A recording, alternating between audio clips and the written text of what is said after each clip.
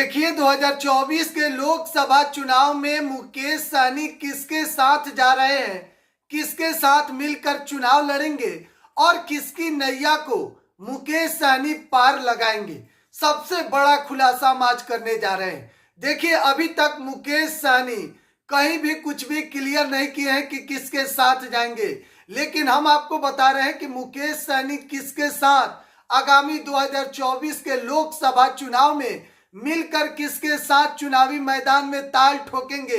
आज के इस वीडियो में सबसे बड़ा हम ब्रेक करने जा रहे हैं।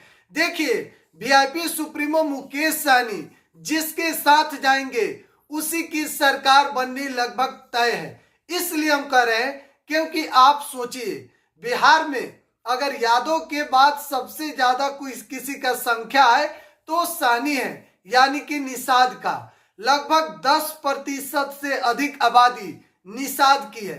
तो बिना निषाद के वोट का, बिना निषाद के सहयोग का बिहार में तो सरकार बनाना लगभग नामुमकिन है।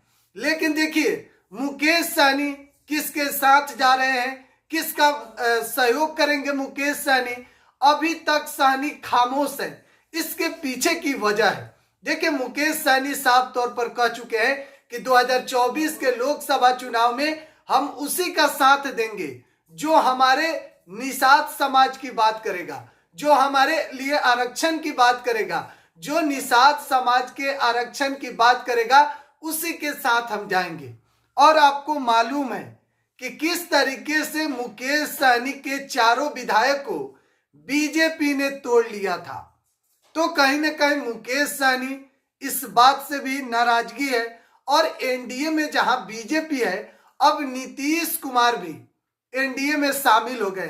तो एनडीए में नीतीश कुमार के शामिल होने से लगभग चिराग पासवान तो नाराज हैं ही, लेकिन अंदर ही अंदर एनडीए में भी सब कुछ ठीक नहीं चल रहा है।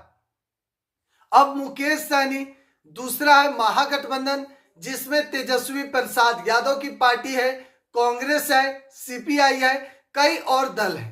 तो मुकेश सहनी का जो झुकाव है वो ज्यादातर महागठबंधन के तरफ देखा जा रहा है, यानी कि तेजस्वी प्रसाद यादव के साथ मिलकर मुकेश सहनी 2024 के लोकसभा के चुनावी मैदान में दिख सकते हैं। और मुकेश सहनी के आने से महागठबंधन और मजबूत होगा, इसलिए क्योंकि देखिए आरजेडी जो है उसको कहा जाता है कि एमवाई की पार्टी है, यानी कि मुस्लिम और यादव की पार्टी है, और सबसे ज्यादा संख्या मुस्लिम और यादव का ही है, और उसके बाद किसी का संख्या है तो निषाद का है। और मुकेश सहनी अगर तेजस्वी यादव के साथ जाते हैं तो जाहिर सी बात है कि आरजेडी जो महागठबंधन है और बिहार में मजबूत होगा। क्योंकि देखिए निषाद के सबसे बड़ा नेता मुकेश सहनी है, सन ऑफ मलाह के नाम से जाने जाते हैं, और मलाहों के सबसे बड़ा नेता मुकेश सहनी जिसके साथ जाएंगे लगभग निषाद समाज का वोट उधर ही शिफ्ट होने वाला है।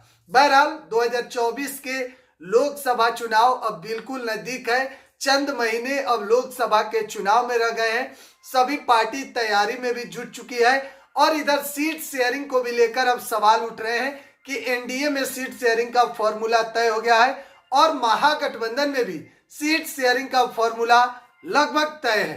बहरहाल तेजस्वी प्रसाद यादव जैसे ही जन विश्वास यात्रा से लौटेंगे, 28 फरवरी को उनका यात्रा खत्म होगा, उसके बाद सीट बंटवारा को भी लेकर सवाल सामने आएगा। लगातार एक एक अपडेट हम आपको दे रहे हैं। अभी हर एक सोच में बने रहे। बहुत बहुत धन्यवाद।